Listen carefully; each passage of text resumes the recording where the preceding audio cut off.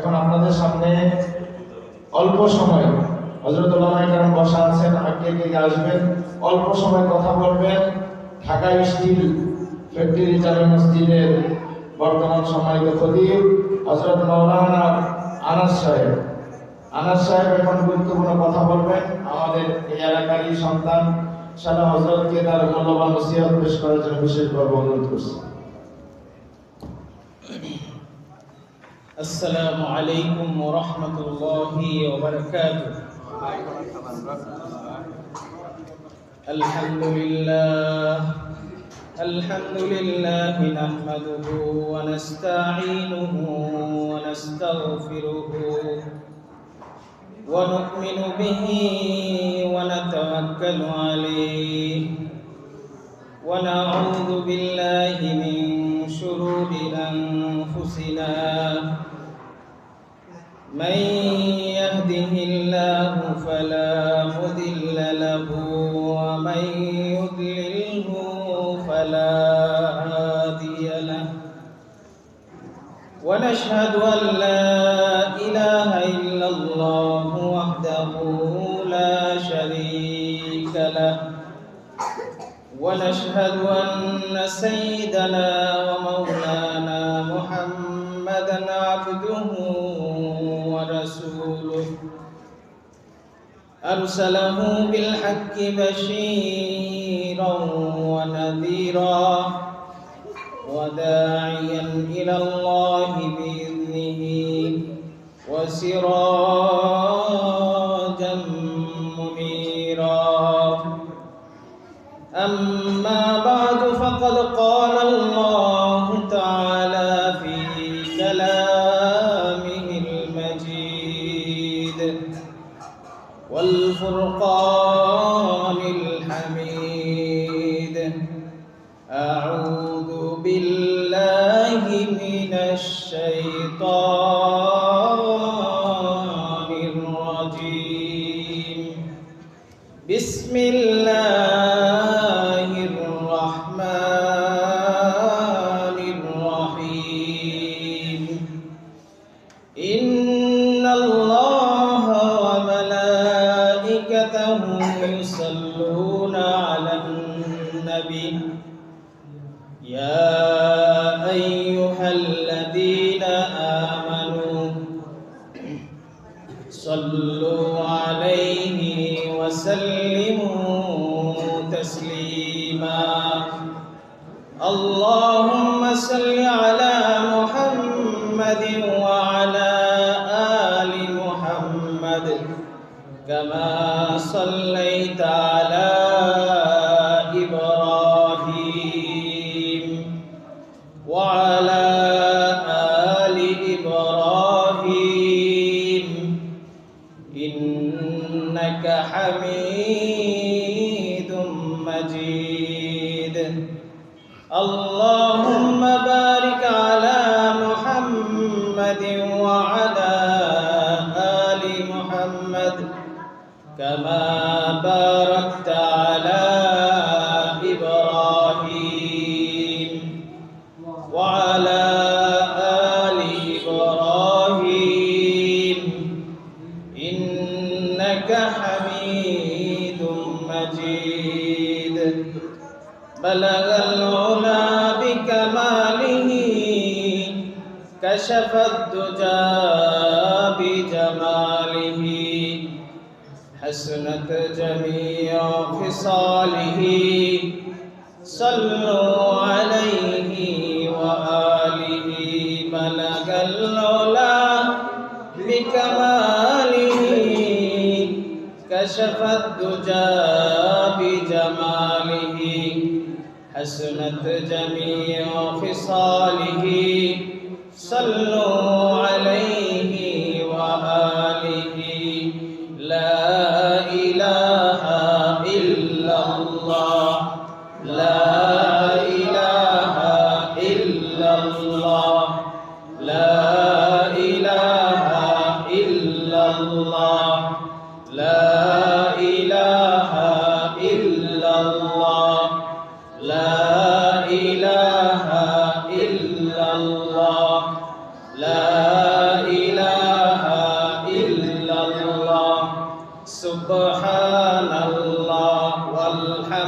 লিল্লাহ লা ইলাহা ইল্লাল্লাহ লা ইলাহা ইল্লাল্লাহ লা ইলাহা ইল্লাল্লাহ মুহাম্মাদুর রাসূলুল্লাহ সাল্লাল্লাহু আলাইহি ওয়াসাল্লাম। আলহামদুলিল্লাহ, সমস্ত প্রশংসা মহান রব্বুল আলামিনের, যে মহান রব্বুল আলামিন আমাদেরকে দুনিয়াবি বিভিন্ন জায় ঝামেলা থেকে, জুট ঝামেলা থেকে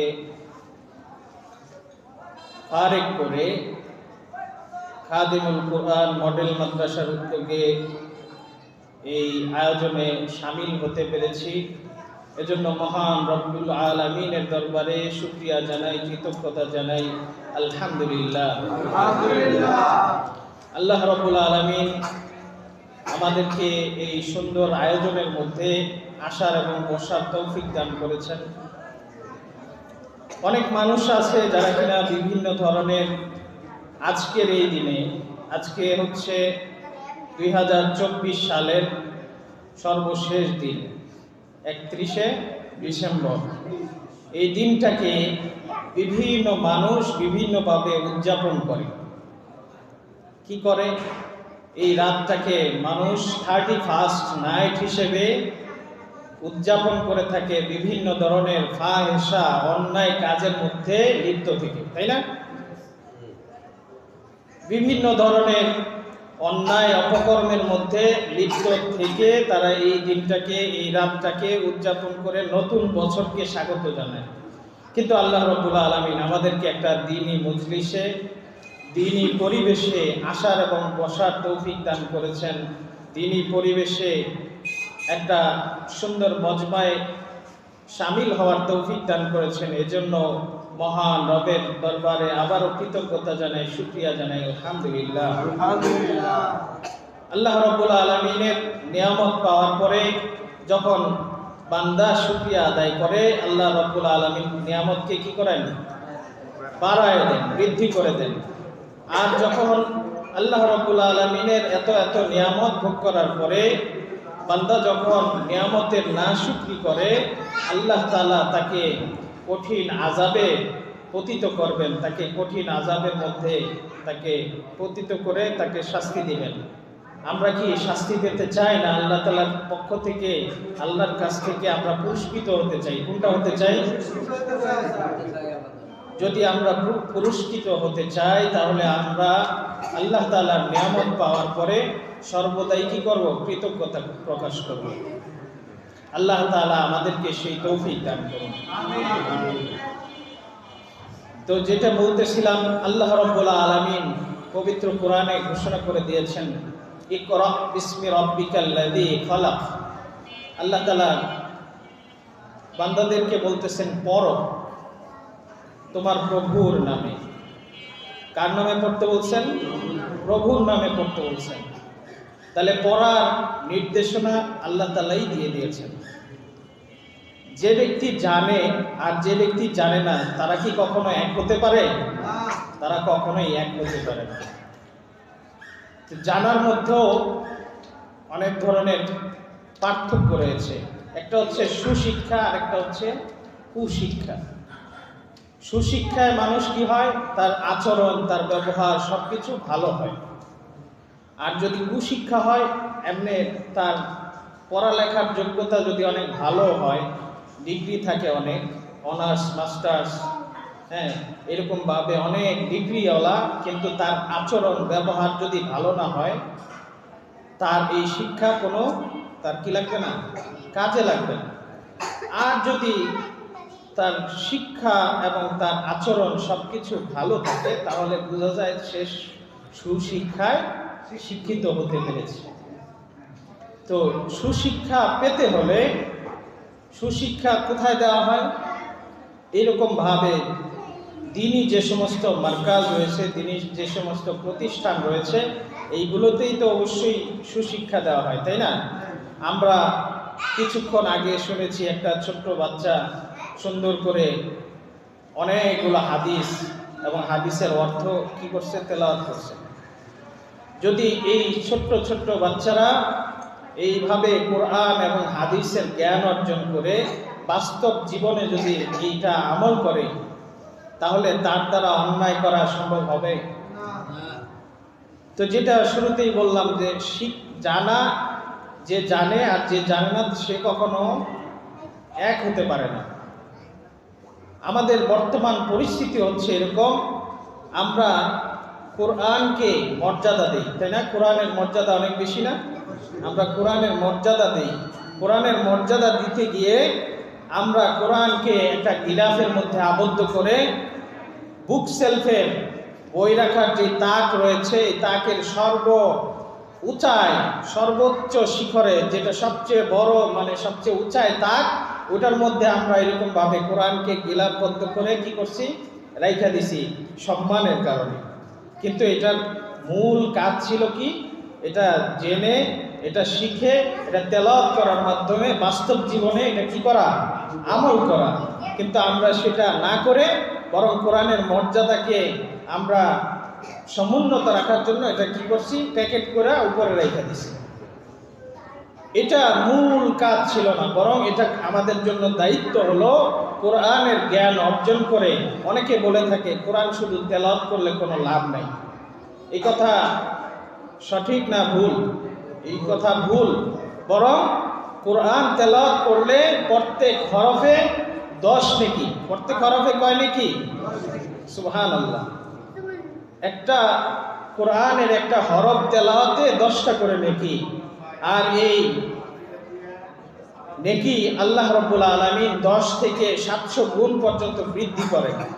যখন একজন ব্যক্তি কোরআন তেলাওয়াত করে, তারপরে এই কোরআনের অর্থ তালাশ করে, পরবর্তীতে এটা থেকে কোরআনের মধ্যে এই আয়াতের মধ্যে কি আলোচনা করা হয়েছে, এই আলোচনা থেকে যদি বিধিবিধান বাস্তব জীবনে নিয়ে তার জীবনটাকে সাজায়, তাহলে এর থেকে ভালো কিছু আর হতে পারে না। এটা সর্বোত্তম। কিন্তু এখন আমি যদি বলি যে আমি কোরআন তেলাওয়াত করলে কোনো লাভ নাই, এই কথা শুনে, এই কথা বলে যদি আমি কোরআন থেকে দূরে সরে যাই, তাহলে আমার কোনো কিছুই আমার আসবে না, ফলাফল এখানে 0। এজন্য আমরা কি করব? বেশি বেশি কোরআন তেলাওয়াত করব। আগে একটা সময় ছিল যখন ফজরের নামাজের পরে যখন রাস্তা দিয়ে হেঁটে যাওয়া হতো, তখন রাস্তার পাশে দিয়া যে সমস্ত বাড়ি আছে, এই বাড়িগুলো থেকে কি শুনতে পাওয়া যেত? বাড়ির মানুষ, মহিলারা কিংবা পুরুষরা কোরআন তেলাওয়াত করতেছে, গুনগুন আওয়াজ শোনা যেত। এখন শুনতে পাওয়া যায়? এখন একদমই শুনতে পাওয়া যায় না। তাহলে এটা আমাদের জন্য অধঃপতন, এটা আমাদের জন্য খুবই দুর্ভাগ্যের কারণ। আমাদের কোরআনকে পড়তে হবে, কোরআন তেলাওয়াত করতে হবে, কোরআন থেকে জানতে হবে এবং বাস্তব জীবনে কোরআনের আমল আমাদের মধ্যে শামিল করতে হবে, মিলাইতে হবে। আমরা কোরআন থেকে আমাদের জীবনকে সাজাবো, এটাই হওয়া দরকার। আল্লাহ তাআলা আমাদেরকে কোরআনের সাথে বেশি বেশি সম্পর্ক রাখার তৌফিক দান করুন। তো যেটা বলতেছিলাম, আজকের এই দিনে এই রাতটাকে বিভিন্ন মানুষ বিভিন্নভাবে, কেউ আছে কি করবে, আতশবাজি ফুটাবে, কেউ আছে ফানুস উড়াবে। রাত যখন 12টা 1 বাজবে তখন দেখা যাবে আকাশের মধ্যে বিভিন্ন ধরনের ফানুস ছুটতেছে, আতশবাজি ফুটতেছে। এই কারণে আমরা যদি 2 বছর আগের দিকে যাই, তাকাই, এই 31st নাইট পালন করতে গিয়ে একটা শিশু বাচ্চা এরকম আতশবাজি শব্দ শুনে কি হয়ে গেছে, যে বাচ্চা কাঁপাকাঁপি করা শুরু করে দিল, যে এই শব্দে সে অসুস্থ হয়ে গেল। তাকে যখন হাসপাতালে নিয়ে ভর্তি করাইছে, তখন হাসপাতালে ডাক্তাররা বলল এই বাচ্চা মারা গেছে। তাহলে এই যে আতশবাজি ফুটানো হলো, এর দ্বারা একটা শিশু মারা গেল। যারা এরকম ভাবে আতশবাজি ফুটিয়ে এরকম দিন উদযাপন করেছে, এই রাত উদযাপন করেছে, তারা কি এটার জন্য দায়ী না? এটার দায় এড়ানোর কোনো সুযোগ নাই। তাহলে তারা এই জন্য দোষী সাব্যস্ত হবে। হয়তোবা আমরা বলতে পারবো না যে অমুক ব্যক্তির আতশবাজির কারণে সে মারা গেছে। এমন আছে এই যে ফানুস উড়ায়, এই ফানুস আগুন লাগায় আকাশের মধ্যে ছেড়ে দেয়, এটার কোনো গ্যারান্টি আছে কোথায় গিয়া পড়বে, কোন বাড়িতে গিয়া লাগবে? এটা কেউ গ্যারান্টি দিয়া বলতে পারবে? এই ফানুস যখন উড়ে একটা বাড়ির মধ্যে, একটা বিল্ডিং এর মধ্যে গিয়া লাগবে, একটা তারের মধ্যে লাগবে, এটা থেকে একটা দুর্ঘটনা সৃষ্টি হবে। এখন কার ফানুসের থেকে যে দুর্ঘটনাটা হয়েছে এটা তো কেউ বলতে পারবে না, কিন্তু যে এইরকম ভাবে যার ফানুসের কারণে এরকম একটা দুর্ঘটনা ঘটে, সে কি দায় এড়াতে পারবে? সে কি দোষী না? হয়তোবা আমরা এখন সেই দোষ তাকে দিতে পারি না, যে তোমার এই ফানুসের কারণে অমুক বাড়িতে আগুন লাগছে, অমুক জিনিসটা ক্ষতিগ্রস্ত হয়েছে, এটা আমরা হয়তোবা বলতে পারবো না। কিন্তু আমরা বিগত বছরগুলোতে দেখেছি এই 31st নাইট পালন করতে গিয়ে বিভিন্ন জায়গায় অগ্নিসংযোগ ঘটেছে, বিভিন্ন ধরনের মানুষ হতাহতের ঘটনা ঘটেছে, বিভিন্ন পশু পাখি ক্ষতিগ্রস্ত হয়েছে, পাখি মারা গেছে, এরকম প্রাকৃতিকভাবে বিপর্যয় নেমে এসেছে। তাহলে এই ঘটনাগুলোর দায় এড়ানোর কোনো সুযোগ নাই। তাইলে আমরা তো একজন মুসলমান কখনো এই ধরনের ফাহিশা কাজ, এরকম অপসংস্কৃতির মধ্যে নিজেকে জড়াতে পারে না। তার মধ্যে যদি ইসলামিক জ্ঞান না থাকে তাহলেই এই অন্যায় কাজ তার দ্বারা করা সম্ভব হবে। এজন্য আমরা আমাদের নিজেদেরকে এরকম ধরনের ফাহিশা কাজ থেকে বিরত রাখবো, পাশাপাশি আমাদের সন্তান, আমাদের ভাই, আমাদের আত্মীয় স্বজন যারা আছে, আল্লাহ রাব্বুল আলামিন বলে দিয়েছেন, কু আনফুসাকুম ওয়া আহলিকুম নারা, তুমি নিজে জাহান্নামের আগুন থেকে বাঁচো, তোমার আহল পরিবারদেরকে জাহান্নামের আগুন থেকে বাঁচাও। এখন আমি ফজরের নামাজ, ফজরের এই শীতে ঠান্ডা পানিতে ঘুম থেকে উঠে ঠান্ডা পানি দিয়ে ওযু করে মসজিদে চলে আসি, কিন্তু আমার সন্তান, তার বয়স হয়ে গেছে 12-14, তাকে আমি কি করলাম, দেখলাম যে তার কম্বলটা একটু নিচে পড়ে গেছে বা একটু সরে গেছে, আমি তার কম্বলটা কি করলাম আরো শরীরের মধ্যে দিয়া, যাতে শীত না লাগে, বাচ্চার কি না লাগে, শীত না লাগে, এই জন্য সন্তানের শরীরে কম্বলটা ঢাইকা দিয়ে আসলাম। এটা কি আমার দায়িত্ব ছিল, নাকি তাকে উঠাইয়া, ঘুম থেকে উঠাইয়া আমার সাথে সাথে মসজিদে নিয়ে আসা দরকার ছিল? কোনটা দরকার ছিল? মসজিদে নিয়ে আসা দরকার ছিল। তাহলে এই দায়িত্ব কি আমরা পালন করতেছি? যদি আমরা পালন না করি তাহলে এই দায়িত্ব আমাদের পালন করা দরকার। আমাদের সন্তান, আমার নিজে যেমন জাহান্নামের আগুন থেকে বাঁচবো, আমাদের পরিবার পরিজনকেও জাহান্নামের আগুন থেকে বাঁচানো আমাদের জন্য দরকার, এটা আমাদের জন্য প্রয়োজন, এছাড়া আমাদের কোনো উপায় নাই। এজন্য আমরা এই কাজগুলো করব। আর আমাদের সন্তানদেরকে অনেকেই প্রশ্ন করে, অনেকেই বলে যে সন্তানকে এত আদর যত্ন করি, এত ভালো ভালো সন্তান যখন যেটা চায় সেটাই আমি দেই, কিন্তু সন্তান কথা শোনে না। এইরকম ভাবে অনেকেই আমাদের কাছে প্রশ্ন করে, জিজ্ঞাসা করে যে সন্তানকে এমন কিছু নাই, যা চায় তাই দেই, সন্তানকে ভালো ভালো জিনিসটা কিনে দেই, যখন যা চায় তাই দেই, কিন্তু সন্তান কি করে না, কথা শোনে না। সন্তান কিভাবে কথা শুনবে? সন্তানকে এই যে এরকম ভাবে, আমি ফজরের নামাজে আসলাম, কিন্তু আমার সন্তানকে আমি ফজরে কি করছিলাম, মসজিদের দিকে আহ্বান তো করি নাই, বরং কি করছিলাম, কম্বলটা আরো তাকে ঢাইকা দিয়ে আসছিলাম, তাকে আরাম দেওয়ার জন্য তাকে কি করছি, এরকম ভাবে আরাম দিয়ে আসছি। অথচ তাকে যদি আমি মসজিদে নিয়ে আসতাম তাহলে সে ভালোটা শিখতো। আমরা ভালো জায়গা, মসজিদে অনেক সময় বাচ্চাদেরকে নিয়ে যাওয়া গেলে পরে অনেকে রাগ করে, তাই না? মসজিদে বাচ্চাদেরকে নিয়ে যেতে হবে। জুমার নামাজে আমার সন্তানকে আমি হাতে ধরে আমার সাথে করে মসজিদে নিয়ে যাব, তাকে শিখাবো। সে তো বাচ্চারা একটু চিল্লাচিল্লি দুষ্টামি করবেই, সন্তানকে শিখাইতে হবে। ভালো কাজ না শিখাইলে শিখবে কোথা থেকে? তাকে এমনি ভাবে ভালো কাজে আমাকে নিয়ে যেতে হবে। একটা ওয়াজ মাহফিলে আমি সন্তানকে নিয়ে যাব হাতে ধরে ধরে, কিন্তু আমরা ভালো কাজের মধ্যে সন্তানদেরকে অন্তর্ভুক্ত করি না। সেখানে সন্তানরা অন্যায় ফাহিশা কাজে সিপাই সাপাই তো যাবেই, ঠিক না? আমি সন্তানকে ভালো কাজের দিকে নিয়ে যাই না, তাহলে তো সে খারাপ কাজের দিকে অগ্রসর হবে। আমরা ভালো কাজে মাদ্রাসার আশেপাশে দেওয়া নিয়েও যাই না, তাহলে সন্তান কিভাবে ভালো কাজ শিখবে? কিভাবে সে আমার কথাটা শুনবে? কিভাবে?